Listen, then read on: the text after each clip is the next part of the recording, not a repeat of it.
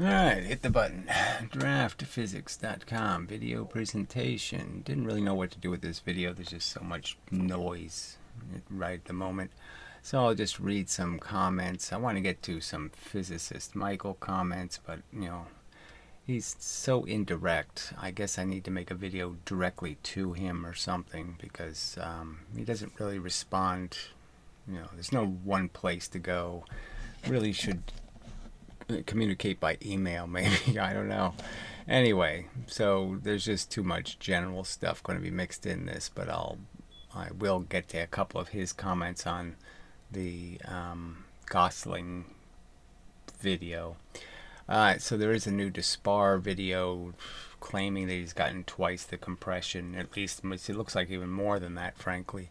So it's not doing the 1.4 thing that all these other idiots are talking about, and just such a mess at the moment.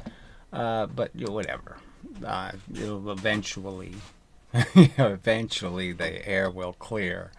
But the smoggers are smogging at the moment, so yes, it's a little bit hazy what they're even saying. So this is sort of an example. So this moron says on, must be one of my videos, right? Momentum rules, KE fools. So this is part 4 where I'm just pointing out how the Gosling video has obvious flaws in that he hasn't really showed that his little measurement device has anything to do with reality. Anyway, nobody in the history of humankind has ever said that twice the compression and equal mass results in 1.4 times the velocity. So, of course, they have. I mean, they're just saying that twice the velocity is 4 times the energy. That's de Chatelet's argument. So I don't even know where you're going with this. You are confusing that with equal compression and half the mass equals 1.4. So he's just making some sort of claim that if I have the mass, that somehow that's a different experiment. When no, de Chatelet's experiment where the same masses dropped one mass, twice the velocity. That's all. 4 times the energy. That's the overt statement. Okay. You might be having another stroke, buddy. So I don't even know why somebody would bring that up. Yeah, I had a heart defect diagnosed as a kid, and then I had a stroke 15 years or 20 years ago. What the fuck? That's part of this subject somewhere? Oh. That's a physics argument? Oh. You see, this is what happens when you choose to make up what other person is saying. So I've made clear videos. I mean, I just say, please draw a lever, explain where I explained it wrong. I'll draw gravity, explain how it works. Say, please, explain where I made a mistake. And none of these cowards can accomplish that. And yet they'll say I've somehow changed what you're arguing. No, I haven't changed it at all. I haven't perverted it at all. I've tried to... I mean, you're overtly saying it. What else can I say? You're saying these stupid things. You say that a 1.4 the compression of a spring can't give you twice the velocity because 2 compression of a spring can't give you twice the velocity. What you're saying is completely contradictory. So how could I misparaphrase complete contradictions? Anyway, instead of actually listening to them, whatever, I play their videos. They don't play mine, okay? You can pretend you're winning the argument. The fact is I'm going to win the argument because you don't have any evidence on your side, okay? You're reaching and reaching and reaching so desperately because none of the real experiments demonstrate anything you're saying to be true. Professional bowlers say you're full of crap. Wrecking ball companies say you're full of crap. I mean, the places where they say you're full of crap are all over the place. Right up until someone calls you out publicly and your lies. And where have they done this, calling me out? They have in no respect whatsoever. I've pleaded with them to call me out, okay? Take my drawing of a lever and explain how levers don't conserve momentum. Why? Is that too much to ask? Explain how gravity, okay, is not a time-dependent force. I've explained how it's obviously a time-dependent force, completely dependent on time, how much gravity affects you. Why not present your counter-argument, liar? So then another same troll, no doubt, Farley, no doubt. I mean, the 10 thumbs up means real sock account workings here. But don't you know this guy was admitted to MIT? So he talks about misparaphrasing lying, and then he lies. I mean, I never said I was admitted to MIT. I just merely said I was invited to be interviewed. I applied, okay. They couldn't accept me on face value, okay. But they did invite me to go there to be interviewed. So those are the facts. All right. So fuck you. Oh wait, he hallucinated this after huffing gasoline. So you're the one who can't produce the gasoline experiment in 350 years. You've had all this time to show how fuel, okay, it takes 4 times the fuel to go twice as fast, and you haven't done it. Too many times, LOL. So just rubbish shit. I mean, you're just saying, what the fuck? This is the best you people can come up with? I draw it on a board, I explain how it works, and this is your counter argument. Amazing crap. Just pathetic.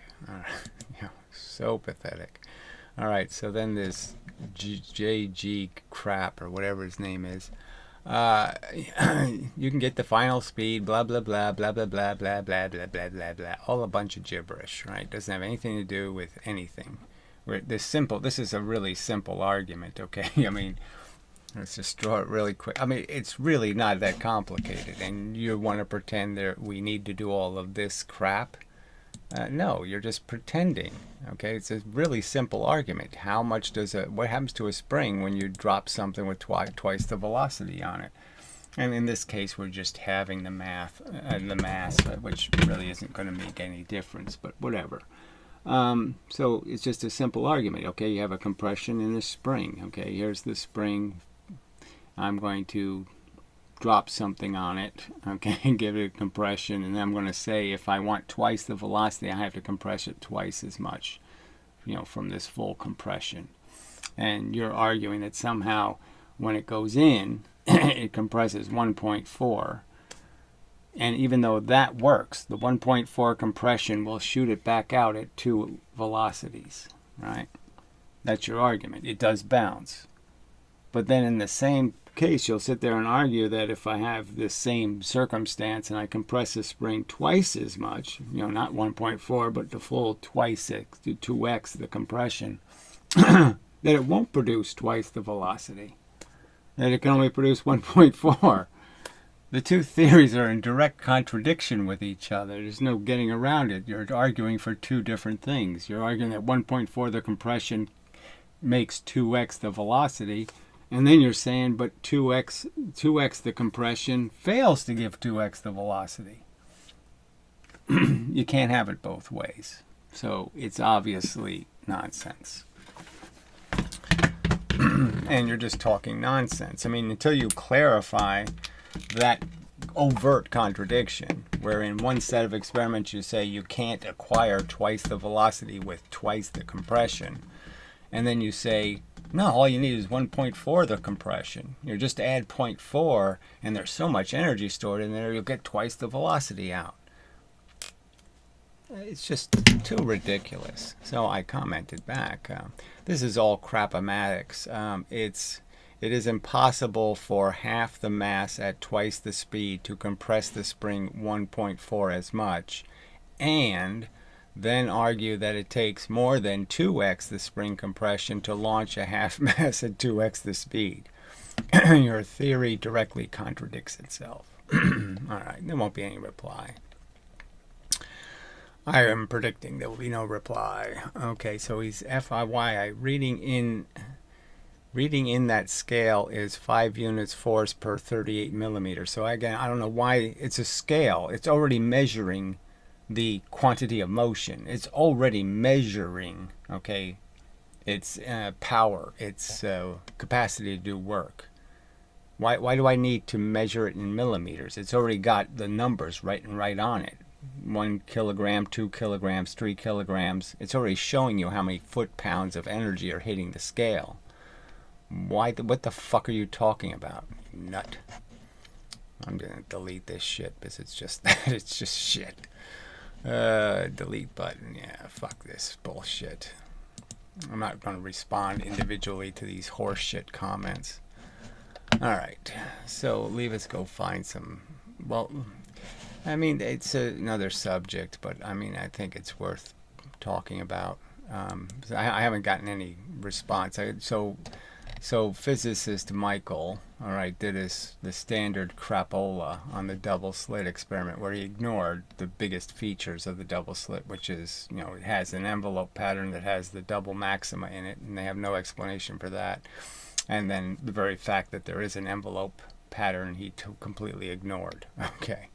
And I would argue that he gave the wrong dimensions on the slide. The slide has little numbers printed on it. The number wasn't the width of the slits, as he put it. The distance between the slits, or it was the total distance of the two slits, the outside dimension. And as I pointed out, that's the number you need. Traditionally in the math, they don't use that number. Only for the single slit, of course. All right. So this is probably Farley also. The photoelectric effect disproves the photon as a stream of bullets theory. So of course it doesn't. I mean, Einstein's own rhetoric could be implied to say that he even believed that photons were perhaps a stream of quanta, because he called it light quanta. Okay. And the argument's pretty simple. If you have let's see if what's on here. Okay, yeah, there's no comment in my way, so that's good. All right. So if the theory is correct that light is a stream of particles, and that there is a certain number of these little bits that have to hit a surface in a certain amount of time, and that'll tell you whether you have red light or green light or blue light, but it really has to be a certain bits of energy. So a certain amount of energy has to hit the surface. So obviously a theory that implies particles in quanta, it would say it always has to be 3 bits. Okay, it can be 3 that are really close to each other, it can be 3 that are really far from each other, but it has to be 3 bits. The 3 bits have to hit. They're the bits of energy. So it's always the same in the sense of it's made of light quanta, and it hits a surface, and it's really just this fact that makes it a photon. Now whether it's red, green, or blue, and whether speed matters in the sense that the distance between these things, the smaller the distance, obviously the more of them you could fit in the same space of time. So obviously red light is going to be less intense because obviously it's coming less intensely. I mean, it's going to be less light hitting you in. If I take a small enough unit of time, it's obviously going to be less photons hitting, less bits of light.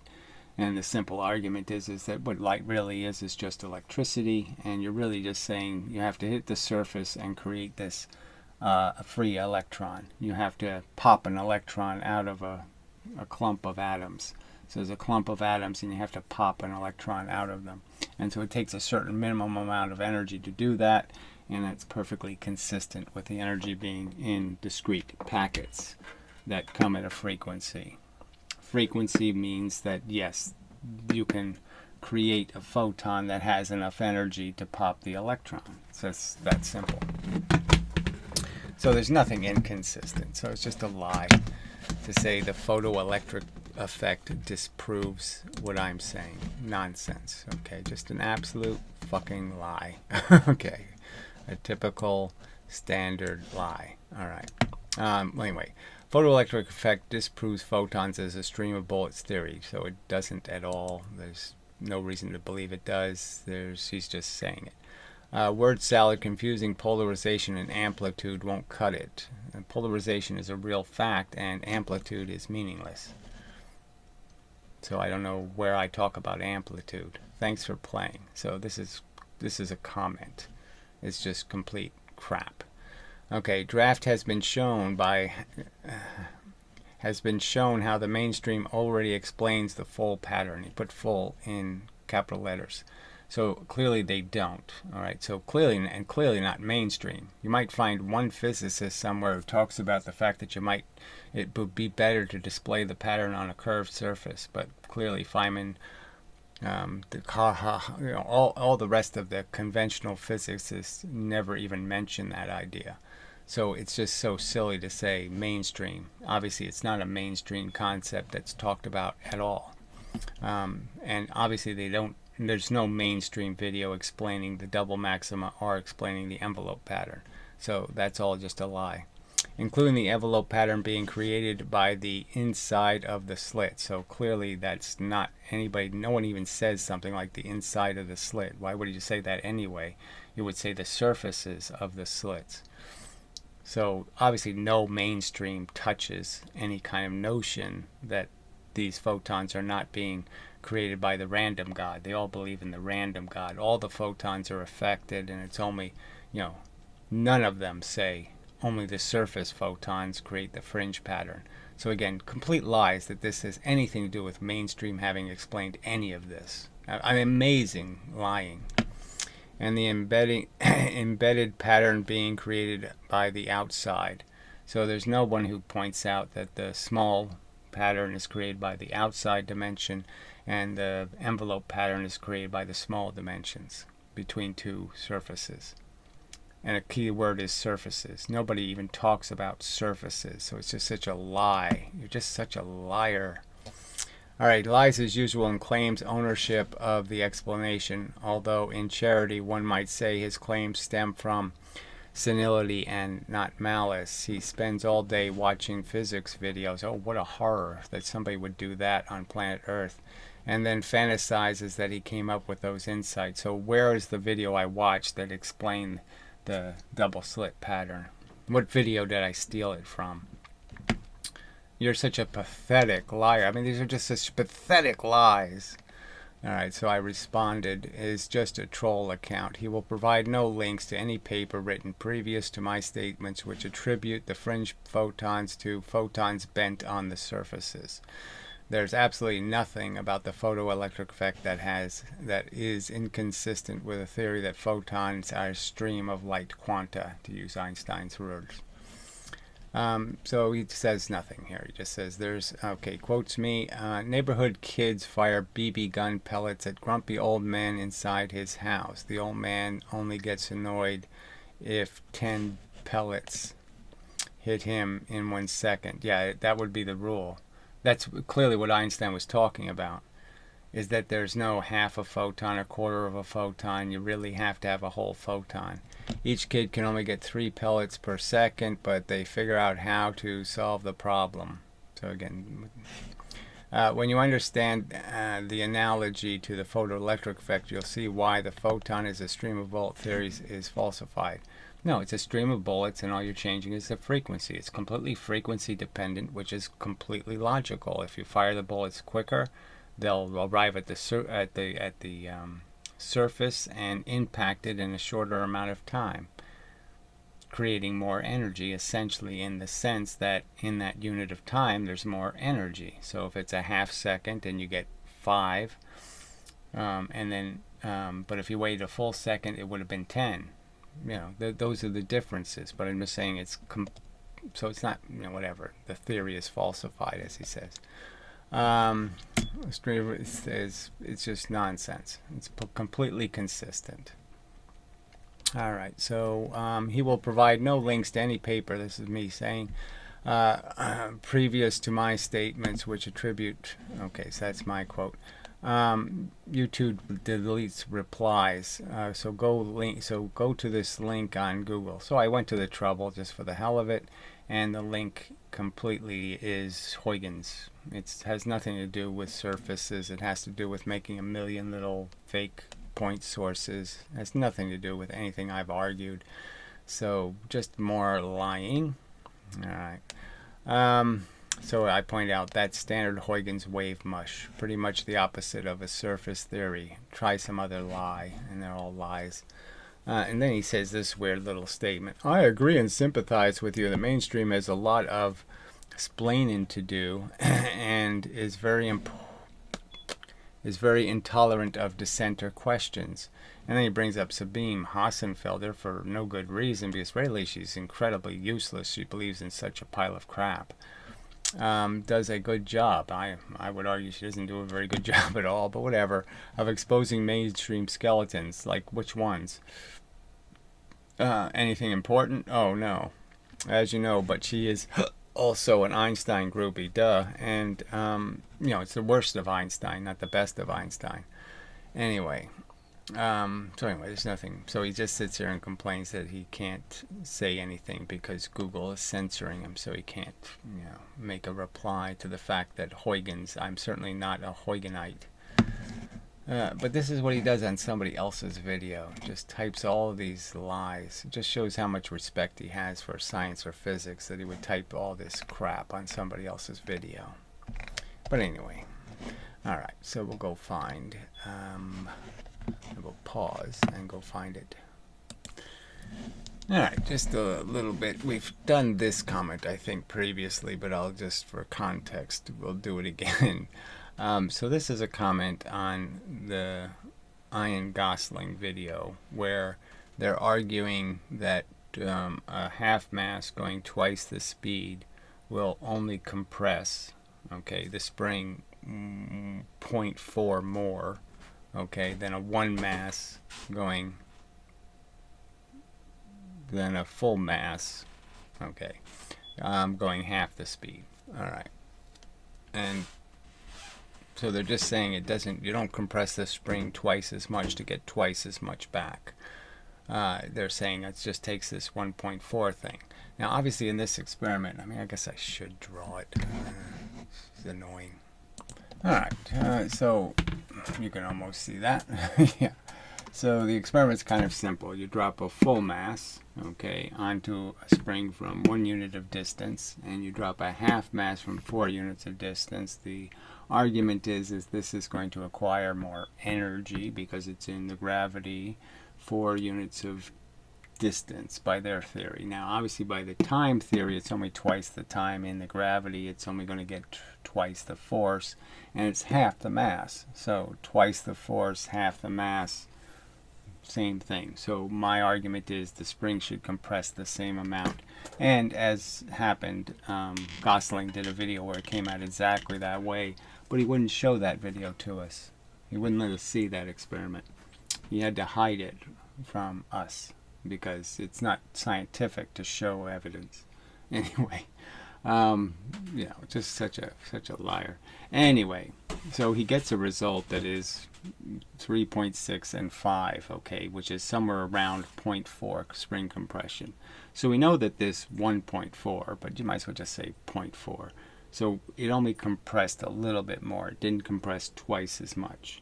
So they say it's supposed to have twice the energy because it's 4 times the distance and half the mass. So it's 4 times 1/2 or 2. I'm obviously arguing no, it's just twice the time in gravity, so it's only twice the amount of force hitting it, and it's half the mass, so it can't have, it only has the same amount of energy this has. They have the same. Anyway, so it didn't come out the 3.6, it came out this 5 number. So let's understand it's a spring, so we would expect that it, the same compression of the spring would launch the object back to the same height, so it would give it twice the velocity.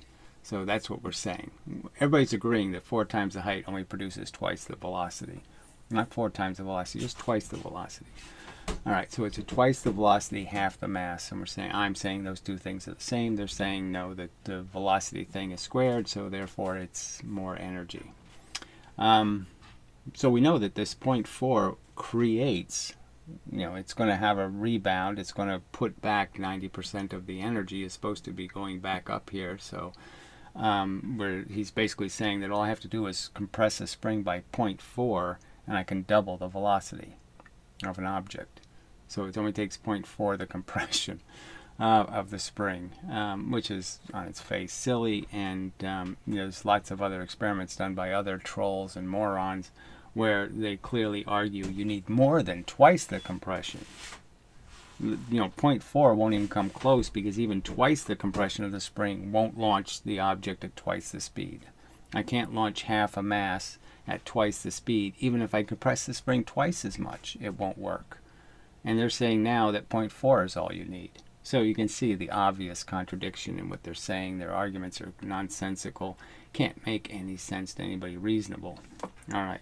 Now the fact is that physicist Michael apparently has no idea how this works at all. He doesn't have a prediction. And that's what's being shown in his comment, is that he's clueless. So let's play that.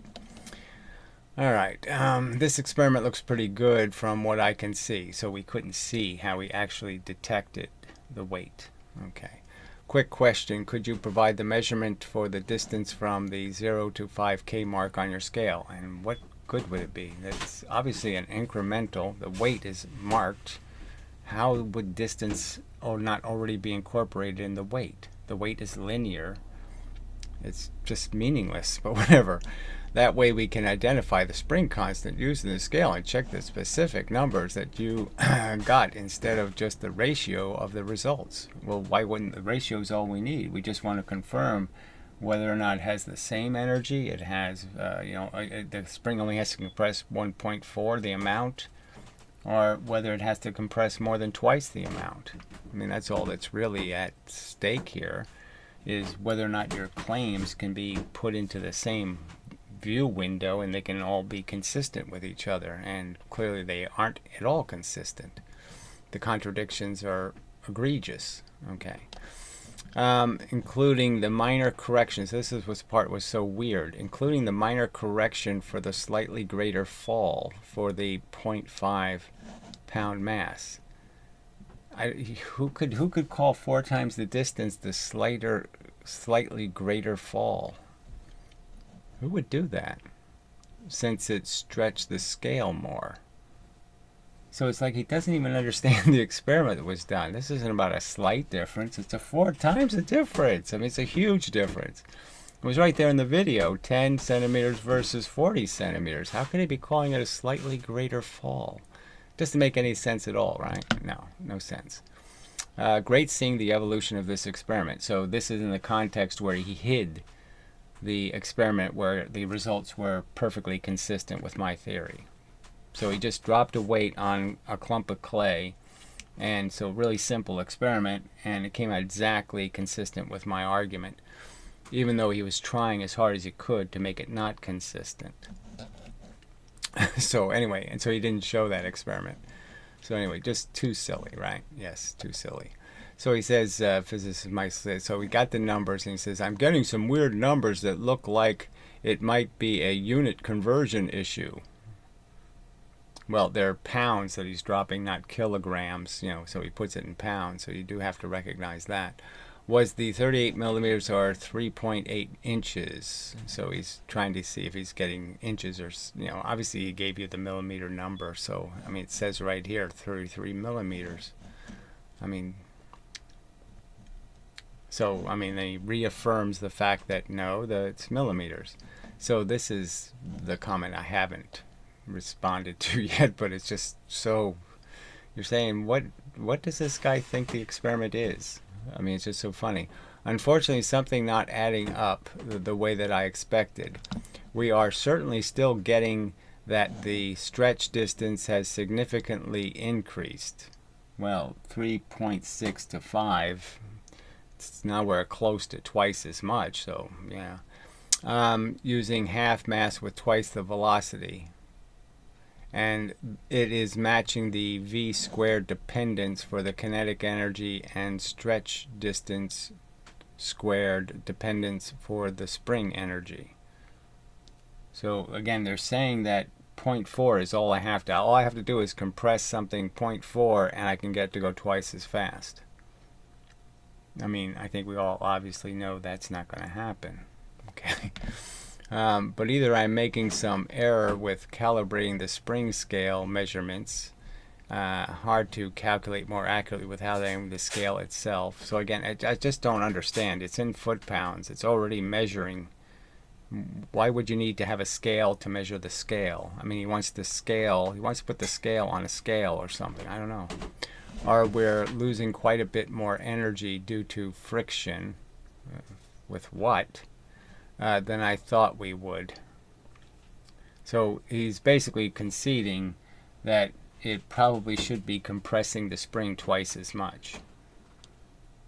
He's kind of conceding. Okay. Or something else that I'm not thinking of. But why don't you think of the fact that the experiment was a piece of shit, And it was done by a person trying to force the results. I mean, you should have had that thought. But again, you certainly showed that the half mass going twice the speed definitely extends the spring more. So he definitely showed it. Now, did he show it in a credible manner is the easy argument to make. And clearly it's not consistent with his previous clay experiments. So, yeah.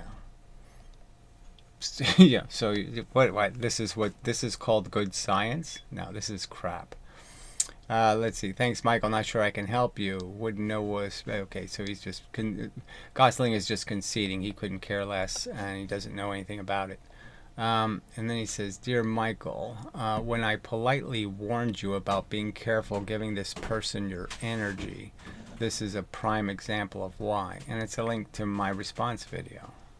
So yeah, I mean, this is a prime example of me stealing other people's energy by merely pointing out these numbers don't make any sense.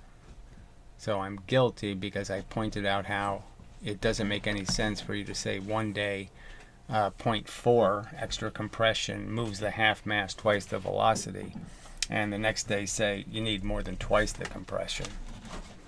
I mean, those are directly contradictory statements. Moron. Okay, so that's all we've heard. So that's all that's in here, and then it's this JG moron doing his little gibberish math, which really is totally unnecessary here. I mean, the conflict is obvious. The spring will bounce back, so we know that only 0.4 more compression of a spring somehow makes the half mass go twice as fast. And yet, the same people will argue that if I want to make the half mass go twice as fast, I have to compress the spring more than twice. So 1 minute 0.4 gives me twice the velocity. The next minute I need more than twice the compression. So I mean, that's the clear hypocrisy here. You know, the duplicity of this argument. You can't argue both of those theories. All right, so no advancement from there, I don't think. I mean, I guess I could look and see if there's any comments on the other crappy video, but I guess I'll do that. But really, that's the point to emphasize. So that's where it stands. So this physics Michael is now on the line. He's just kind of showing. I mean, this is a physics teacher, and he can't get something this simple right. He doesn't have a clear knowledge of what to expect when you drop something from 4 times the height, which is rather amazing. Alright, should be back to do some chores and such. So I'm on the little fake reader in detail. So there's comments, and not one of the comments is about the actual little sliding thing he made, and the fact that it might be pushed further than it should based on velocity, and that screwed up his experiment. So not a single comment on that. Anyway, except to say great reader gadget. So beyond saying great, nothing. Okay.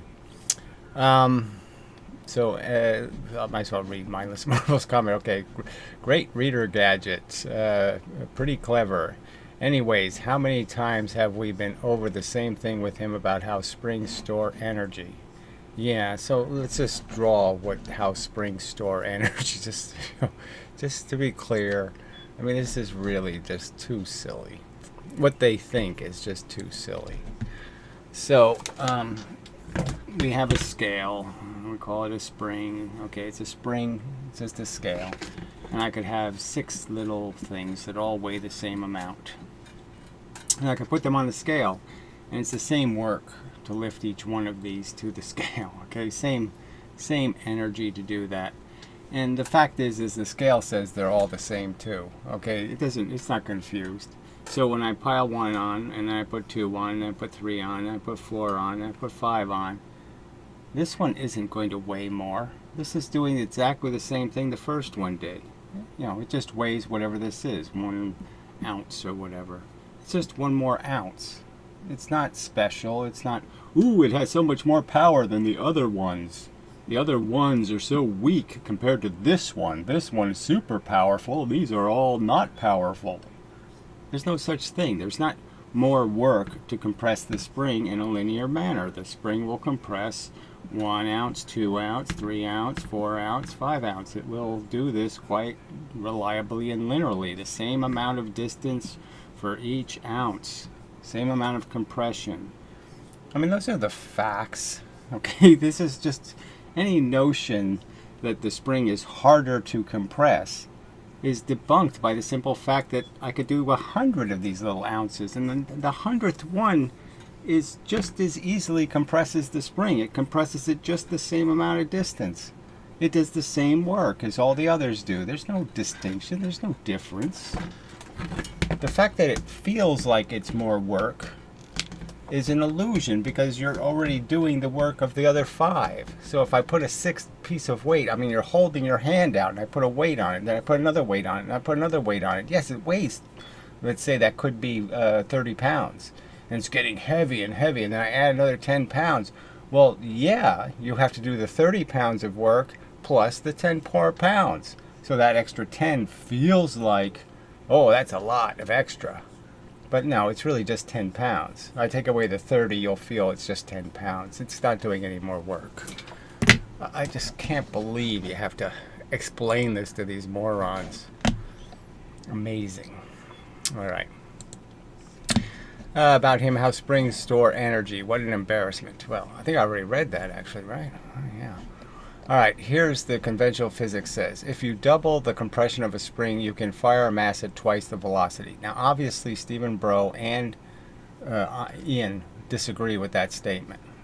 Okay, I mean, Ian proved it, right? I mean, he compressed the spring twice as much and couldn't launch the object. Yeah, he did. He used half masses, though. Okay, so granted. But he could have done the experiment with the same mass. And, yeah. If you double the velocity of the mass, you can double the compression of the spring. So, again, Ian's video proved that doesn't happen. Frankly. Okay, so again, you can pretend that having the mass doesn't matter, but you can't change the fact that the momentum has to be conserved. So anyway, let them play the game. So he's not going to talk about having a mass. He's just going to talk about the full mass. So we don't have that experiment. So he's taking advantage of the fact we don't have that experiment. Doubling the compression of the spring stores 4 times the energy. So we know that doubling the compression doesn't store 4 times because we know that we would need more than that to launch the half-mass object. We need more than twice the compression, according to Stephen Bro. So again, these are all conflicting with the experiments they've done. All right, doubling the velocity of a mass takes 4 times the energy as well. So they're saying, okay, that I have double the velocity coming in with half the mass, and they think that somehow the rules are entirely different. Okay. So, of course, yeah, I'm not talking about these contentions. And I'm just saying we don't have any evidence of those because these people haven't done those experiments. So Ian didn't bother doing this experiment. Even though he had the setup already there, and he could have done the experiment, didn't do it. Didn't bother. Okay. The start of DS's recent video is full of misrepresentations of conventional physics that it's hard to believe he isn't doing it on purpose. No, it's merely stating that you have 2 statements you're making. Brozo emphatically says, I can't push a half mass twice the speed. They're actually arguing that if I was a bowler and I bowled with a 16-pound ball, that I couldn't throw the 8-pound ball twice as fast. I could only throw it 0.4 faster if I used the same energy. That's their real argument. Okay, so you can't deny their real argument. And Ian just proved that no, all you need is 0.4 more compression to double the speed. All right, let's see. So Michael Full, I think in all honesty, he does in fact understand how a spring works, whatever. It's not exactly rocket science to test one out.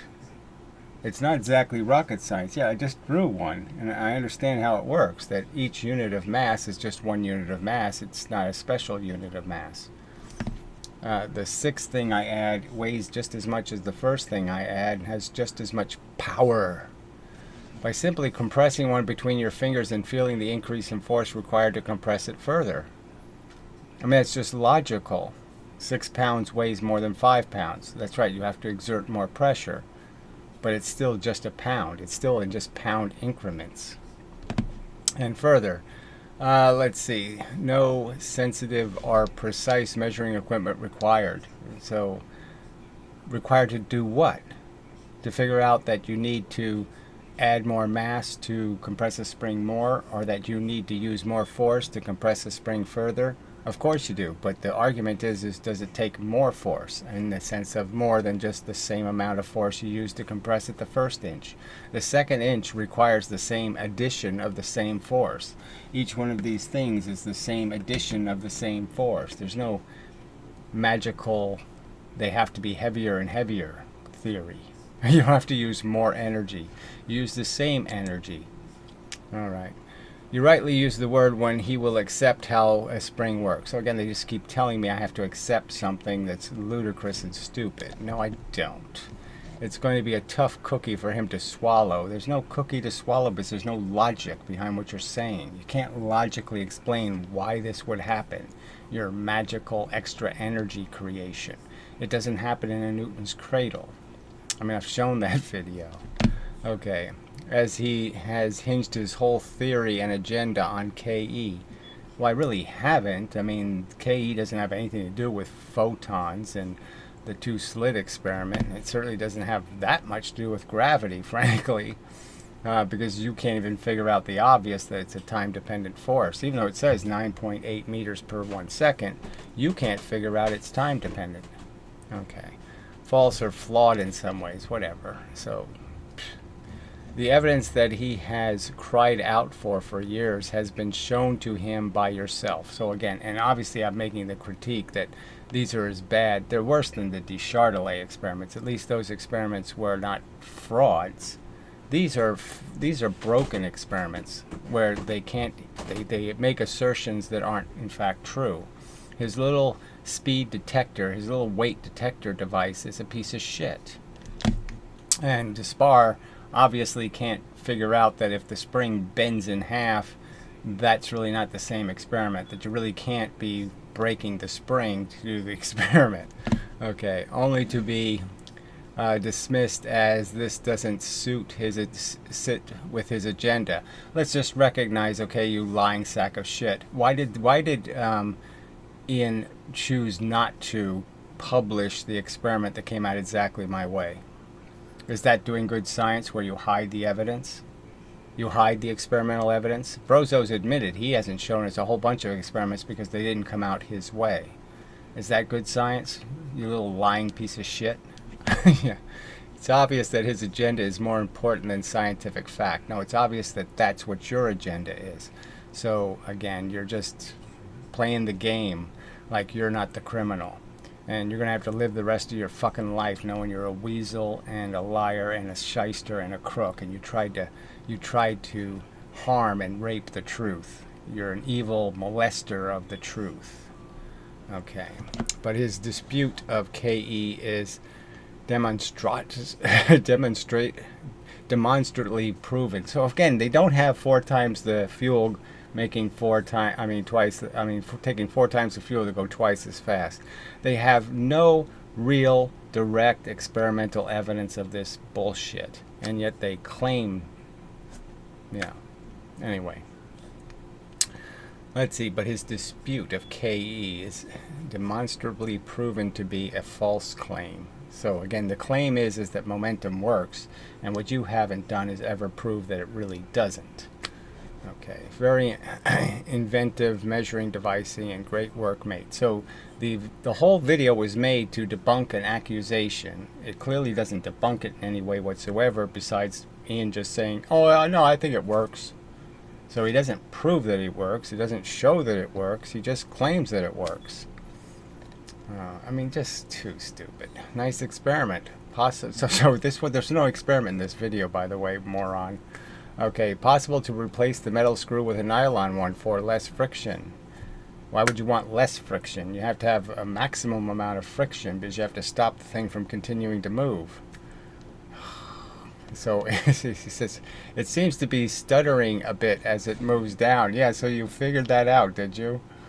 Oh, amazing. Is it necessary? It was really just to show Gary VM is wrong. So again, that's the key statement, right? I think I read this shit already, right? So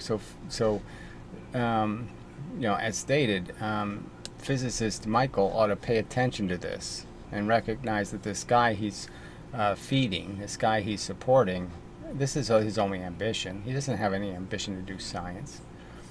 To be fair, that was just a way of pulling on the thing at an angle one-handed. Oh. So the thing itself isn't on an angle. One side is doing the pushing, and he's saying somehow that's not going to tilt it. So even though one side of the scale is pushing the thing down, that's not going to tilt it. Oh, okay. Just too stupid. His brain can only think in linear terms. Well, yeah, what I'm supposed to think in terms of what? Ken Wheeler terms? What does he call it? Everything is curved linear? Some kind of crap like that? Yeah, whoop-de-doo. Okay, the problem for Gary now is he's hanging his whole model on K.E. lie. He can't afford now to concede how springs work. So again, they keep saying that this makes some sense, that springs don't conserve momentum. That somehow he's going to explain to me why the spring fails to recognize the half mass as just that, just a half mass. And momentum completely breaks down. So something that's supposed to be conserved doesn't have to be conserved. You can destroy momentum. And they've explained why that is. Oh, wait a minute. No, they haven't explained that at all.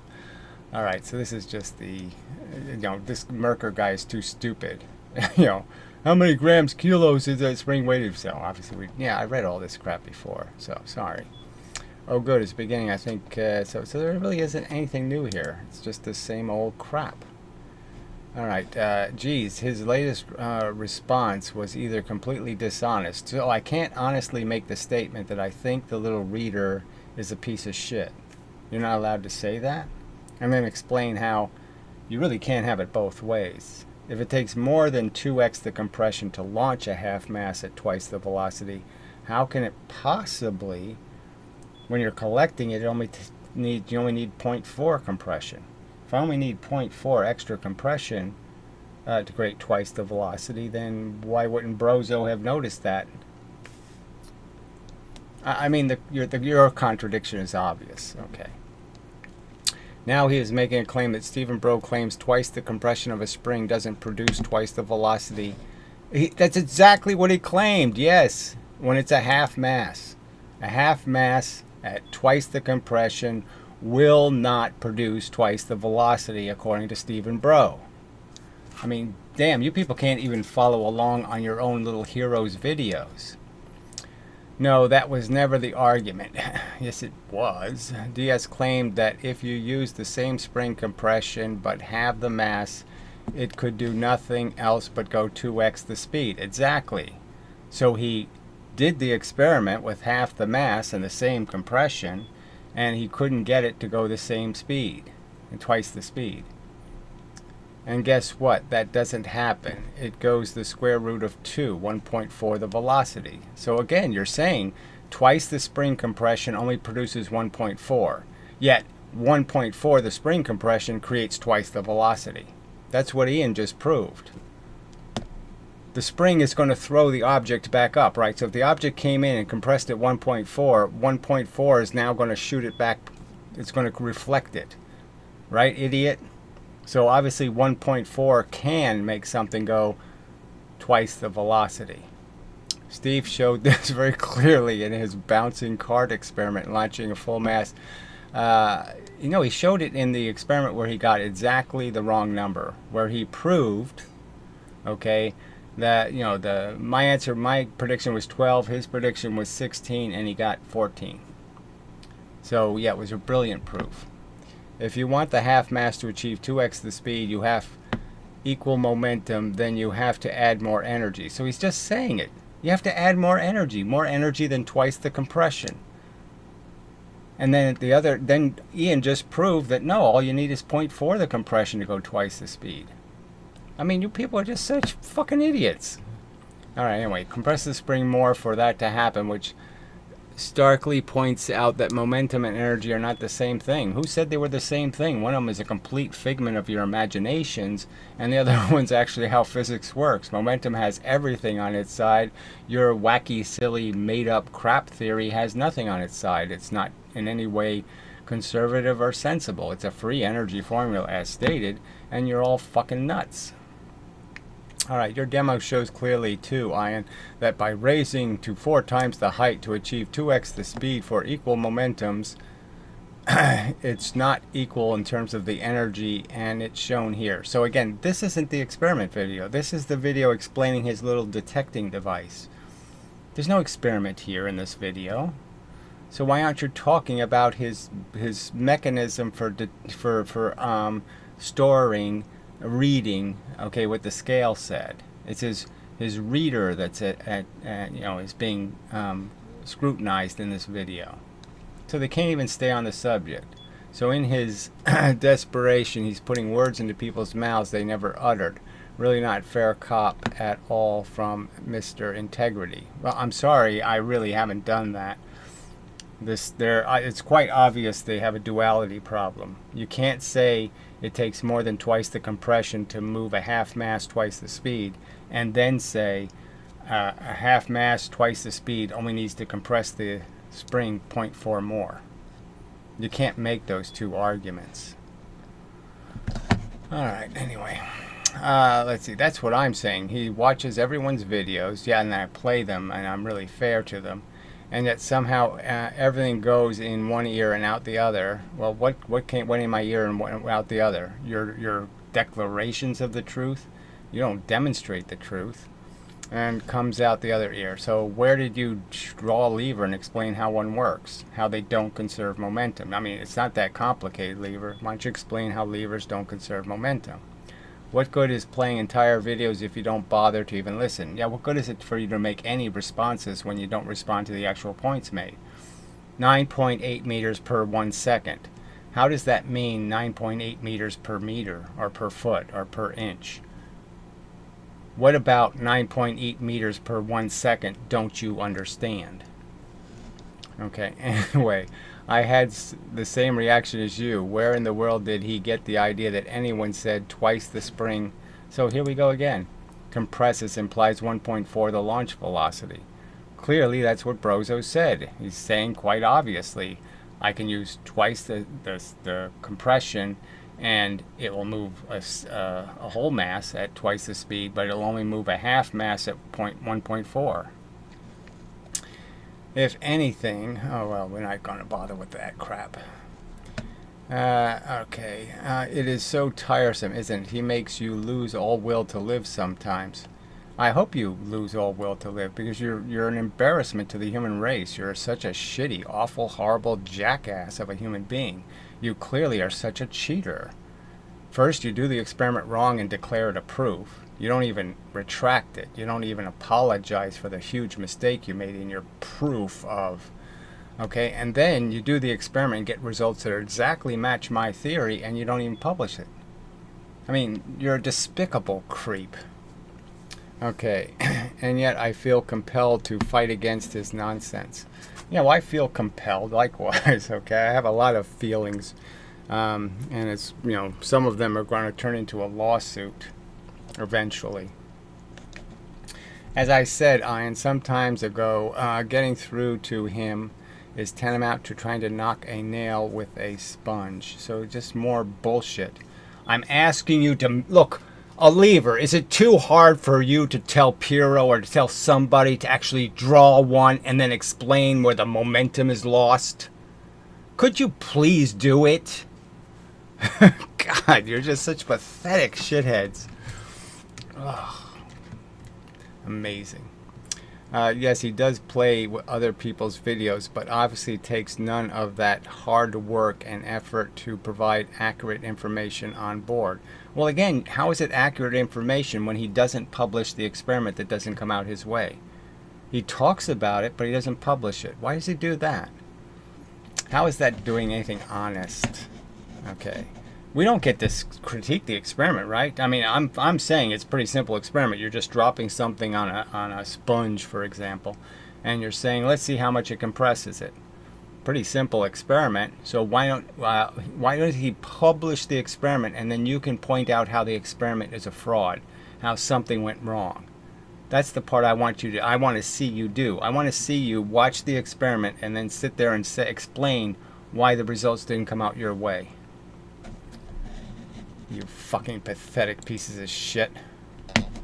Alright, anyway, for someone who constantly demands evidence, I would really like to see the evidence where Stephen Bro made the claim he has now insinuated. He did the experiment. He had a full mass and a half mass. Alright, and he tried to propel them with the same spring compression. Right? Assuming the half mass has to go twice the speed. It didn't. So the compression is the same compression, okay, that's in this experiment. A one mass falling one distance, okay, it's a certain amount of compression. So you already know that the one velocity's compression, and you know that, well, it didn't work even with twice the compression for the half mass. Twice the compression for the half mass didn't work. It couldn't make it go twice as fast. Ian's experiment did exactly the opposite.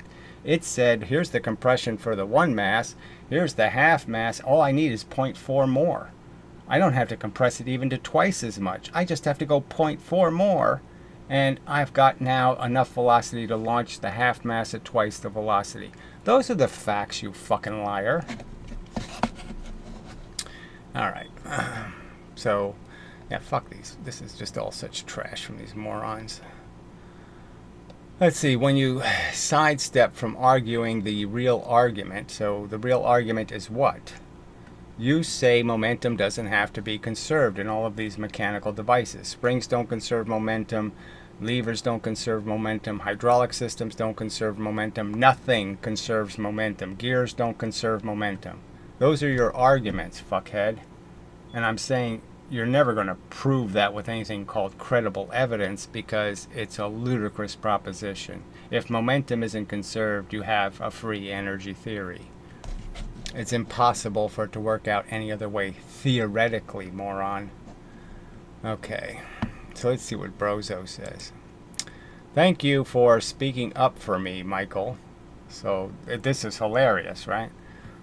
Anyway, while I'm just far too distracted by other issues to get involved, my brain just doesn't want the process science thing at the moment, a bit like Gary is all the time, whatever.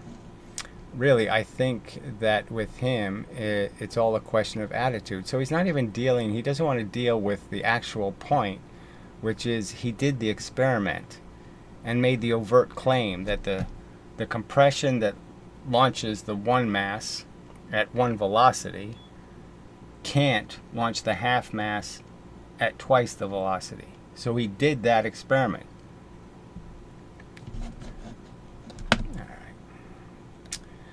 Yeah, I'm not going to bother reading this mush. Oh well, it's entertainment. Okay, so this is all just his bizarre... He doesn't take any of this seriously, frankly.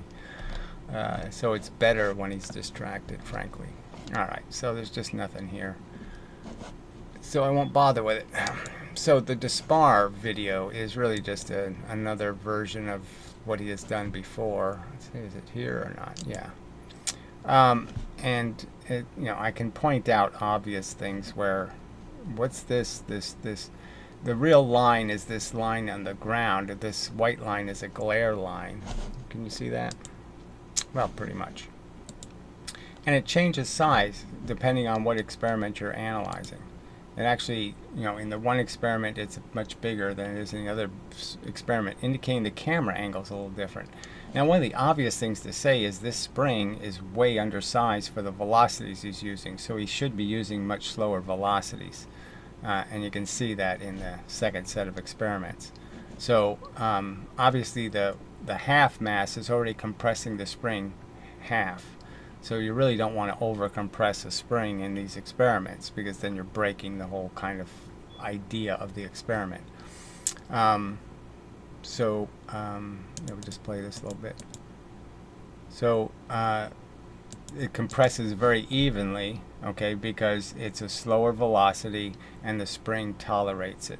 The higher velocity, what happens to the spring? Well, yeah, it goes all over the place, right?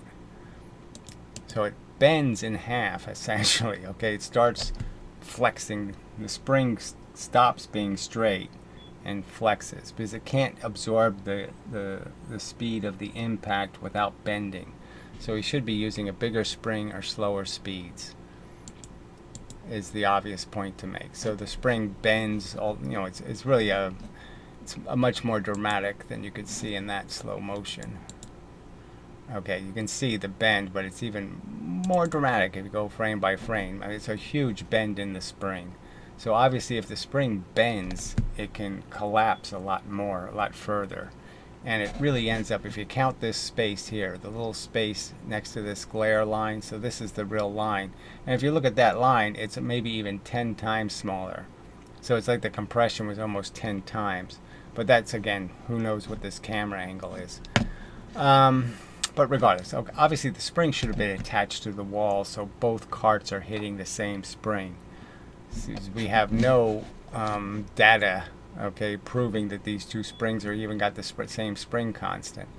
And obviously, I just say obviously he's over compressing the spring, so it can't take the speed. So you need to slow the experiment down, and then you might see the right results. But anyway, it's a complete contradiction to Ian Gosling's video, in the sense that it's clearly compressing twice as much by these images, or even more. So it didn't come out as 3.7 to 5. It's more like 3.7 to 7. So the two experiments aren't in any way consistent in their results, just proving that it's the experimenter that's the problem. All right, so we'll get to that eventually. I'm going to wait until we see this experiment done better and right, with a better spring than this. I mean, you can't, on its face, I'm not going to take it too seriously, because obviously the spring isn't compressing evenly. They have to compress evenly. It's just kind of a minimum for the experiment to have any integrity. All right. So, till the next time and such, that's really enough, I think. Yeah, it's enough for me. So anyway, till the next time, I just keep making the short videos, and we'll see if, like I said, there's whatever this number is. I don't know how many people there are, 6, 7 of these people, and none of them can draw a lever and explain how it works. Not one of them. Or draw a hydraulic system and explains how it doesn't conserve momentum. That hydraulic systems don't work because they don't conserve momentum. Or even explain how a spring dynamically cannot conserve momentum. Like, where does the momentum go? Where's the magic where you lose momentum thing? Or gain it? Alright, till the next time and such.